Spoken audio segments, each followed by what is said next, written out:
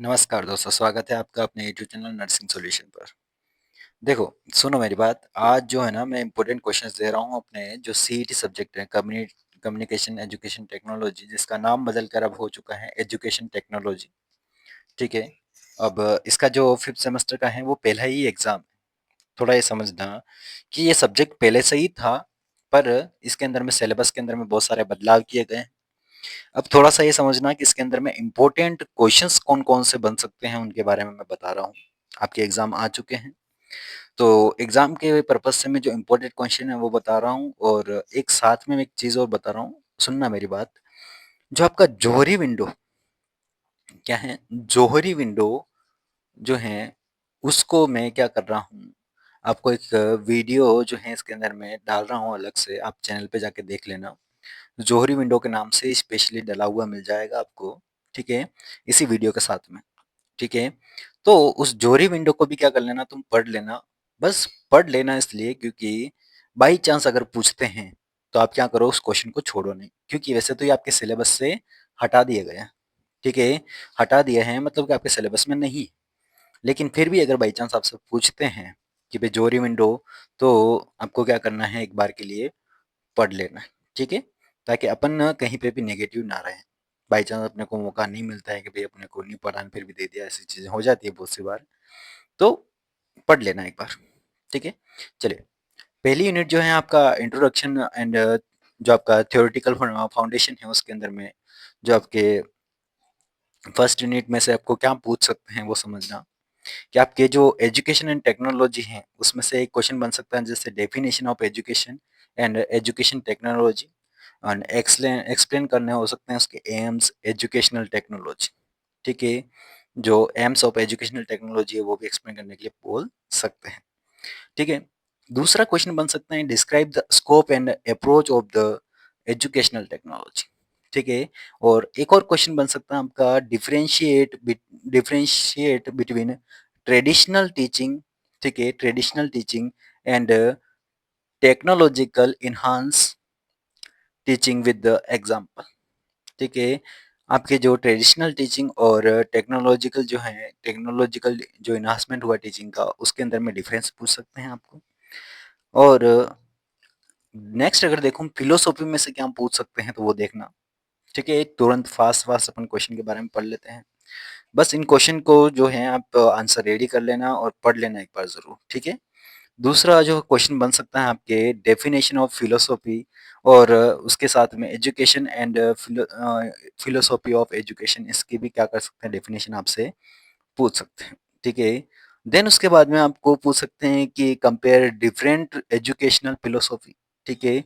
अलग-अलग तरीके की जो आपकी फिलोसॉफीज़ हैं, ठीक है? उनके कंपैरिज़न के लिए आपको पूछा जा सकता है, जैसे आइडियलिज़्म, पढ़ना इम्पोर्टेंट है, पहले ही बोल रहा हूँ मैं।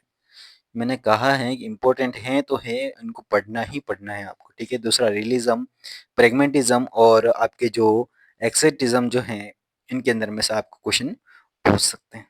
तो एक बार के लिए इनको रीड आउट ज़रूर करना। देन उसके बाद में एक्सप्लेन द फिलॉसफी, ठीक है? फिलॉसफी को एक्सप्लेन करने के लिए बोल सकते हैं of nursing education and importance, ठीक है? आपके नर्सिंग एजुकेशन और इसके इम्पोर्टेंस जो है वो पूछ सकते हैं कि भाई नर्सिंग फिलॉसफी क्यों इम्पोर्टेंट है। तो ये क्वेश्चन जो हैं वो किससे बन सकते हैं, आपके इस फर्स्ट यूनिट में से बन सकते हैं, ठीक है? कुछ इस तरीके के क्वेश्चन आपके बन सकते हैं, ठीक है? पहली यूनिट में से। दिस नेक्स्ट जो आपके सेकंड यूनिट है टीचिंग एंड लर्निंग प्रोसेस, इसमें से किस तरीके के क्वेश्चन बन सकते हैं वो समझना। देखें, टीचिंग और लर्निंग में से कौन-कौन सा बन सकता है, जैसे डिफाइन टीचिंग हो गया एंड लर्निंग हो गया, एक्सप्लेन टीचिंग लर्निंग प्रोसेस हो गया, ये पूछ सकते हैं आपसे। Discuss the nature and characteristic of teaching पूछ सकते हैं। Explain the principle of effective teaching पूछा जा सकता है आपसे।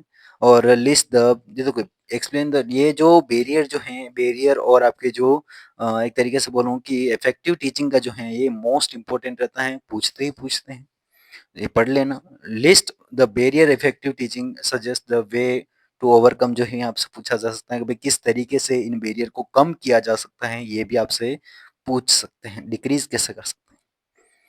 उसके बाद में जो लर्निंग है, इसमें से कुछ क्वेश्चंस बन सकते हैं, जैसे कि लर्निंग के नेचर हो गए, कैरेक्टरिस्टिक्स हो गए लर्निंग के, ठीक है?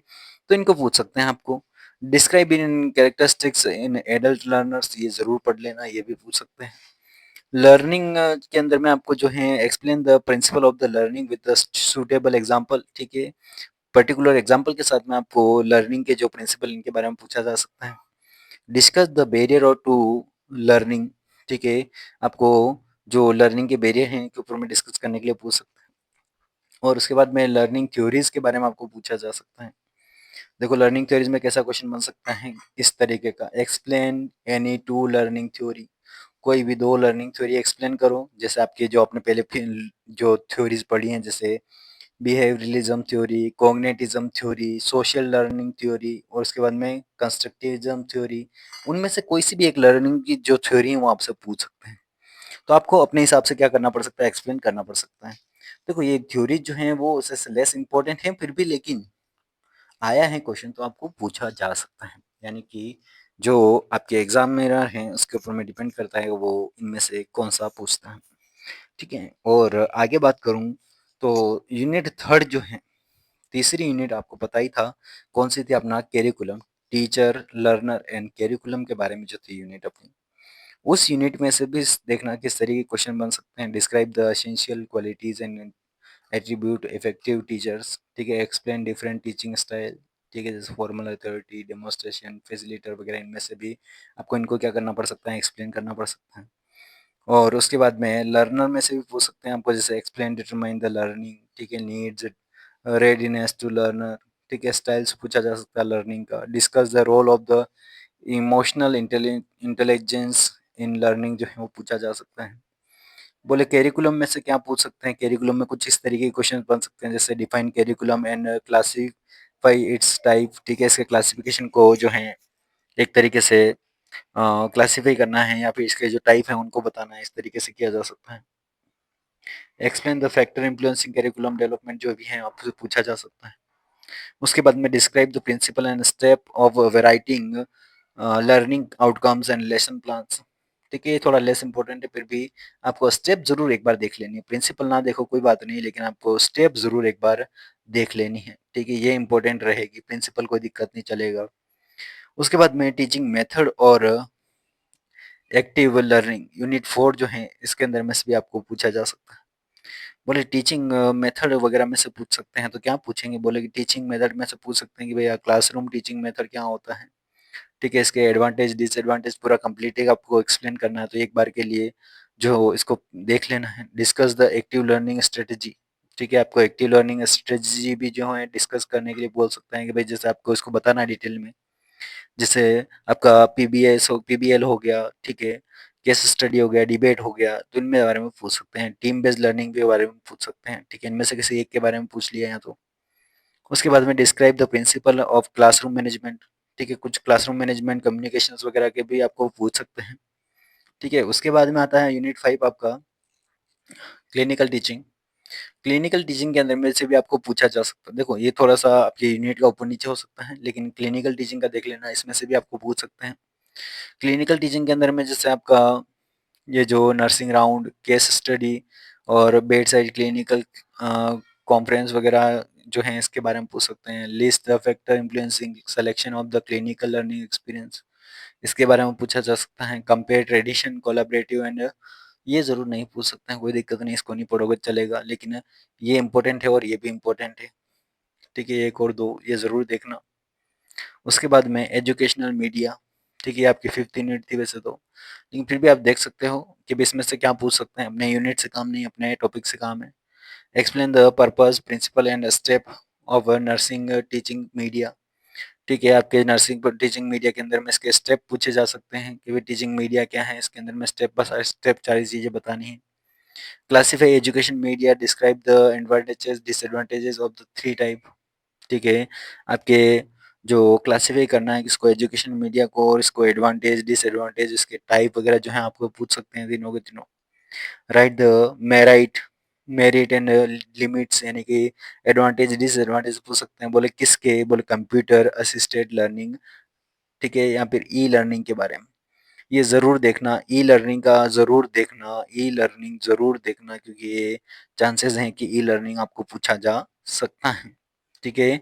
तो इसको ज़रूर पढ़ना। यूनिट ये आपका 31 नंबर पे जो क्वेश्चन लिखा हुआ है इसको, ठीक है, इसको इम्पोर्टेंट समझ के चलो, बहुत ज़्यादा इम्पोर्टेंट है, इसको पढ़ना ही पढ़ना है आपको, बिल्कुल भी नहीं छोड़ना है। Explain the purpose and principle of the assessment in education भी आपको पूछा जा सकता है, यानी असेसमेंट इवैल्यूएशन के अंदर में से।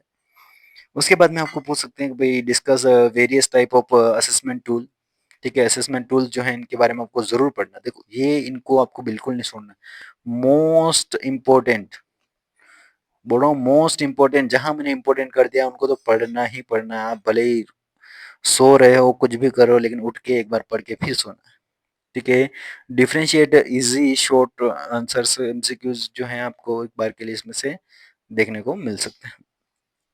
ये आपके जो क्वेश्चन है ये देखने को मिल सकता है। समझना किस तरीके का, कि डिफरेंशिएशन पूछ सकते हैं कि भाई शॉर्ट आंसर क्या होते हैं, एमसीक्यूज क्या होते हैं, ऐसे टाइप क्वेश्चंस क्या होते हैं। ठीक है, मल्टीपल चॉइस क्वेश्चंस या फिर फॉर्मुलेट कैसे होते हैं उनके बारे में पूछा जा सकता है। नोट्स मैंने आपको कंप्लीट दे रखे हैं पहले से। ठीक है, देन उसके बाद में यूनिट 8 की बात करूं तो गाइडेंस एंड काउंसलिंग के बारे में भी आपको पूछा जा सकता है, इसके एथिक्स के बारे में पूछा जा सकता है। ठीक है, ये देखो सेवंथ वगैरह का थोड़ा सा ऊपर नीचे रहेगा, थोड़ा सा देखना। Differentiate between guidance and counselling जो है वो पूछ सकते हैं आपको। एक्सप्लेन द, ये छोटे छोटे पॉइंट हैं एक तरीके से। ठीक है, ये क्वेश्चन इंपॉर्टेंट हैं, ये एक बार के लिए मैं बोलूँ इंपॉर्टेंट इसलिए कि ये कुछ ज़्यादा डिफिकल्ट क्वेश्चंस नहीं है, लेकिन ये आते ही आते हैं, तो इनको एक बार पढ़ लेना। एथिक्स का भी देख लेना, एथिक्स के बारे में कैसे, standard for the student teacher student relationship जो है एक बार देख के जाना। ये जरूर देख के जाना, इंपॉर्टेंट इसको भी बता रहा हूँ मैं, गाइडेंस एंड काउंसलिंग को और इसको भी। ठीक है, एविडेंस बेस्ड टीचिंग ट्रेंड जो है इसके अंदर में से, जैसे बाई चांस अगर इसमें से पूछा तो आपको इसमें से पूछेंगे ईबीटी। ठीक है, evidence based teaching explain its application in nursing education. ठीक है, इसका जो नर्सिंग एजुकेशन के अंदर में इम्प्लीमेंट है वो कैसे क्या है वो पूछ सकते हैं आपको। लेस चांस है, पर फिर भी एक बार के लिए इसको जरूर रीड आउट करना। खाली रीड आउट करके जाना, बाई चांस पूछ लिया तो फिर आप बता तो सको। मैंने कहा था जोहरी विंडो। ठीक है, जोहरी जो विंडो है उसके बारे में मैंने कहा था, अपन अगले वीडियो में जो है मैं वीडियो डाल रहा हूँ उसके अंदर में देख लेना, एक बार पढ़ लेना। हो सकता है आपसे पूछे, पर एक बार जरूर पढ़ लेना। ठीक है, पुरानी चीजें जो आपने आईपीआर एनपीआर इनको भी पढ़ लेना, ये भी इम्पोर्टेंट है। बाई चांस अगर पूछे आपको, पूछ लें तो ऐसा नहीं हो कि आप नहीं लिख पाओ। एक बार के लिए तीन चीजें जो हैं वो रीड आउट जरूर करना। ओनली क्या करना है, रीड, ज्यादा दिमाग नहीं लगाना इसमें। ठीक है, best of luck for exam, और इन क्वेश्चंस को जरूर रीड आउट कर लेना। आई होप आपको समझ में आया होगा आपको क्या करना है। ठीक है।